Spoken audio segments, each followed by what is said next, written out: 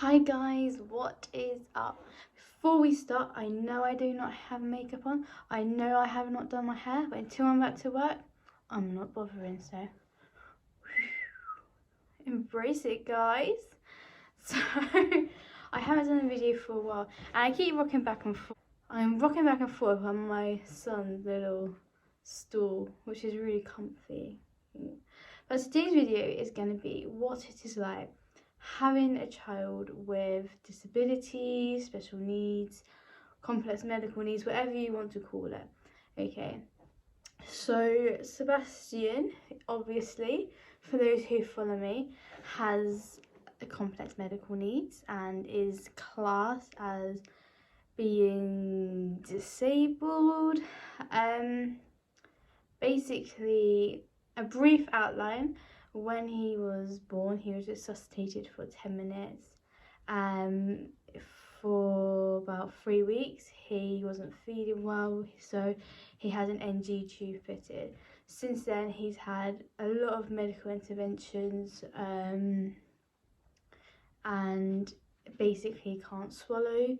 So he's on the waiting list for a peg, which is basically like a little button sort of thing that goes on the belly, and you can have more food for it basically.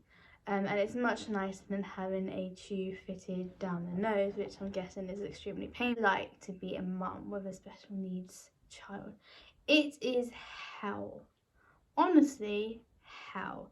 I mean, don't get me wrong, having time with your child is amazing, but knowing that they have special needs is hell. And it's mainly because you have a lot of stigma around it, and you always worry, okay, what happens if he gets bullied when he's older? Because in primary school it's not so bad, but when he gets to secondary school, kids are nasty, right? And that makes you worry. So I mean, he's only 9 months old, and I'm worrying about when he goes to secondary school. Okay, and he has a procedure this Friday, which is an MRI under sedation. Obviously, last time he was under any sort of sedation, he stopped breathing on us. So that is a big worry. And obviously, only one parent is allowed in. So that's an even bigger worry.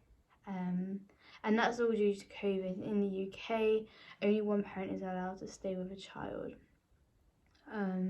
in hospital. But it is a struggle, and I think, I see a lot of parents who I know who post about their child and how they're thriving, which is brilliant, good for them, but it is difficult seeing because, Sebastian doesn't thrive. He has failure to thrive. He doesn't meet his milestones. He's only just started to roll over, and he's 9 months old. So he is behind in that aspect.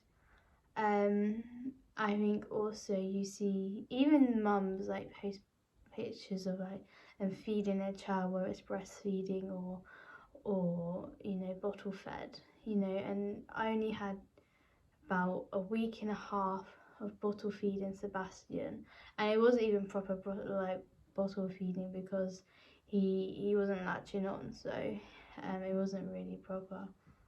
And you desperately wish that you could have that, connection of bottle feeding. I think a lot of people think that NG feeding is easier because you just attach the tubes and pour the milk down, but it's a bit of a horrendous way to do it. If he screams, the milk comes up, which means you have to force it down. With like a plunger, you have to just plunge it down, which is horrible. And you don't like doing it because then it also makes him sick, and it must feel horrible for him. I think another thing is that there is not enough support out there for parents of children who have disabilities. You know, I haven't met anyone whose child has the same needs as Sebastian, except when he's been in hospital. So that's a difficult thing. And it is hard because you know that he's never going to be what people class as normal. But he's brilliant in himself. He's amazing. But he's never going to be able to be, you know, to eat even, which is, I mean, just to think that he's never going to be able to eat is a horrible aspect of stuff. But once Sebastian gets his peg, he will then have that for a while, and then he will go on to the Mickey button.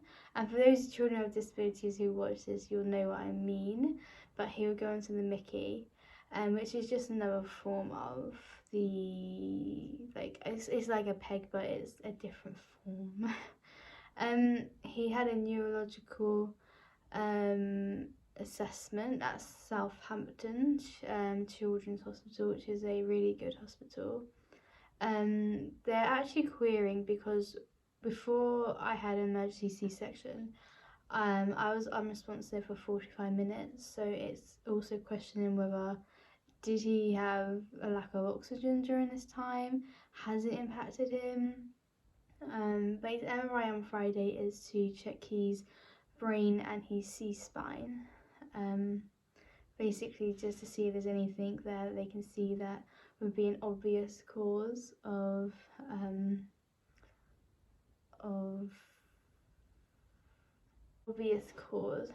why he can't swallow or anything to do like that.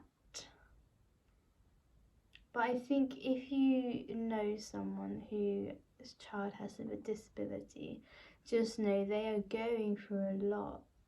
I mean, I've had Sebastian go blue and floppy on me, and paramedics coming in, whacking out the oxygen. And it is scary, definitely scary. I've been in hospital where oxygen monitors and heart monitors are going off all the time. You can hear them down the corridor. Like, I go to the toilet and all of a sudden I can hear his alarm going off, and I'm just thinking, oh my gosh. I've been there when they're just prodding him with needles and he's looking at me petrified, screaming. And I've been there when he knows that a tube is going to be fitted and he's screaming, he's crying, and you know, he goes through a lot, and he's a brave kiddo. He's a brave kiddo. But you also need to give credit to the parents who have a child with disabilities, because it's not an easy ride. I mean, Sebastian is only 9 months old and it hasn't been an easy ride.